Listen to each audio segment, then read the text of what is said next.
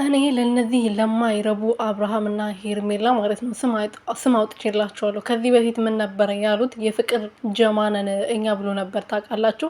አቤል የሚባለው ልክስክስ ውሻ ማለት ነው።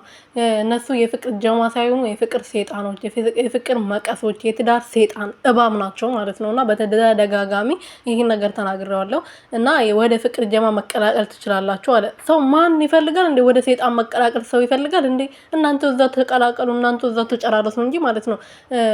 ማንም ወደ እናንተ መቀላቀል አይፈልግም። በተለይ ኤፋ፣ ፈረንጆ፣ ቢኒ፣ ሌሎችም ወደ እናንተ መምጣት አይፈልጉም። ይሄን እንድታውቁ ፈልጋለሁ። በዚህ አጋጣሚ እናንተ እዛው እንደተጀመራችሁ ተረጋገዙ፣ ተለከስከሱ። ትናንትና ማርታ አቤልስ ማለች እና ዛሬ ደግሞ አርግዣለሁ ብላ ካልመጣች ቶ ምን አለችኝ በሉ።